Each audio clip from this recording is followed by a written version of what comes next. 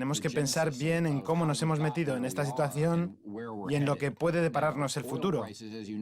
En el cuarto trimestre del 2014, el precio del petróleo comenzó a desplomarse y hay que analizar el impacto que ha tenido esa caída en los países productores, algo de lo que ya hemos hablado en el programa. Estas naciones se encuentran inmersas bien en una recesión, bien en una depresión de las que nadie habla, por lo que sus economías van a tener dificultades. El sistema bancario es inestable e insolvente. Por tanto, lo que hay que hacer es diversificar el riesgo asociado a la divisa en función de la denominación en la que uno tenga sus activos. Por ejemplo, si los tenemos denominados en euros. Eso sí, no quiero que se me malinterprete. El hecho de que el sistema bancario sea insolvente y se encuentre en una situación catastrófica no quiere decir que no haya oportunidades. A verlas las hay, y muchas. Lo que pasa es que hace falta ser algo más que un operador de alta frecuencia para darse cuenta. Hay que saber interpretar el panorama macroeconómico y decidir qué operaciones son recomendables y de cuáles debemos huir. Volviendo al sistema bancario, lo que hay que hacer es diversificar la exposición a la divisa, lo que constituye una preferencia individual, y no tener un exceso de exposición a ninguna. De hecho, es preferible tener algún tipo de exposición a las materias primas y también, ¿por qué no?, a las criptodivisas, que suponen una inversión especulativa. Yo creo que la clave está en la diversificación y en saber identificar y gestionar los riesgos asociados a nuestra cartera. Sí, ese es un buen enfoque para aquellos que gestionen dinero. Lo que pasa es que hay un problema mucho mayor, y ese no es otro que el debilitamiento de la democracia. La solución podría estar en rediseñar por completo la economía mundial. Los 30 años que llevamos de concentración de la riqueza han sido posibles gracias a la tendencia alcista que se ha registrado en el mercado de deuda. ¿No cree usted, Mitch Firestein, que cualquier gobierno que quisiera restaurar de verdad el equilibrio y la distribución de la riqueza y los ingresos en el mercado debería subir los intereses? Así se conseguiría desinflar la estafa Ponzi y reasignar los recursos. Esa ha sido la solución que los bancos centrales han puesto en práctica habitualmente en el pasado. Sin embargo, a raíz de la política monetaria de Alan Greenspan y de esta era caracterizada por los continuos intentos de manipulación de los mercados al alza, da la impresión de que esa herramienta ha caído en el olvido y de hecho lleva ya 20 años sin utilizarse. Pero históricamente esa ha sido la herramienta empleada para restaurar el equilibrio en los mercados. ¿No es así, Mitch? Max tiene toda la razón. Coincido con usted en que, como decía Greenspan, cuando la fiesta se desmadra, la obligación de un banquero central es retirar la coctelera. El problema es que la fiesta lleva desmadrada desde hace 6 o 7 años. A los banqueros centrales les queda muy poca credibilidad, por no decir ninguna.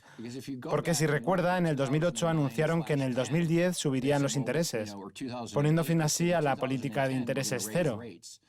Pero al final siempre encuentran una razón para explicar por qué deciden no aflojar la estafa Ponzi. Si tenemos en cuenta toda la deuda que se ha venido acumulando en estos últimos 7 absurdos años de emisión de moneda y expansión de la deuda y del balance general de la Reserva Federal hasta los 5 billones de dólares, el problema es que para esa política no hay estrategia de salida. Porque nadie va a querer comprar los bonos, lo que se traducirá en un armagedón de la deuda. Permítame que lo interrumpa, Mitch. La razón por la que dicen que no suben las tasas de interés es porque la situación de la economía no mejora. Ahora bien, si la economía no mejora, es precisamente por culpa de esos intereses bajos que ellos mismos han establecido. Por tanto, es como si se estuvieran mirando delante de un espejo roto. Están evaluando los problemas que ellos mismos han creado y ahora los utilizan como razón para justificar su incapacidad de arreglarlos. Si echamos la vista atrás al siglo pasado, cuando se acumulaban grandes concentraciones de riqueza, como con los ladrones de guante blanco, en Estados Unidos había un líder como Teddy Roosevelt, que acabó con los monopolios como el del Standard Oil o los cárteles del acero. ¿No deberían, por tanto, los líderes políticos estadounidenses acabar con estos cárteles bancarios y de la propiedad intelectual? ¿No es esa la responsabilidad del presidente de los Estados Unidos? ¿No le parece que el presidente es responsable de todo esto por permitir que estos conglomerados de poder tan perjudiciales para la economía y que tanta riqueza destruyen existan y se perpetúen en el tiempo, Mitch? Sí, aquí hay varios asuntos que abordar, Max. En primer lugar, el Congreso y el Senado estadounidense se han convertido en una alcantarilla corrupta a la que puede accederse a cambio de 50.000 millones de dólares. Los ciudadanos de a pie no pueden entrar en esas instituciones. Hace falta contar con el apoyo de intereses especiales para ganar unas elecciones. Y los mercados se encuentran tan manipulados que la única razón por la que suben las acciones es porque las empresas, gracias a la política de intereses cero, están pidiendo prestadas enormes cantidades de dinero y emitiendo gran cantidad de bonos para recomprar sus propias acciones, una práctica que gracias a la financiarización permite crear beneficios por acción, de forma que cuantas menos acciones haya, mayores serán los beneficios. Ahora bien, el crecimiento orgánico es cero, hay menos puestos de trabajo, los salarios se desploman y la inflación crece de manera espectacular. Fíjese, por ejemplo, en el precio de la carne de vacuno, que en Estados Unidos ha subido más del 150% desde el 2009. Y además, lo que han hecho muchas empresas ha sido reducir el contenido de sus carnes envasadas, que han pasado de pesar 450 gramos a no llegar ni siquiera a los 350, eso sí, conservando el tamaño del envase y llegándole a cobrar al cliente incluso más que antes. Por tanto, cuando nos dicen que no hay inflación o que el mercado laboral marcha estupendamente, nos están mintiendo. Y lo cierto es que el índice de participación nunca había sido tan bajo desde 1977.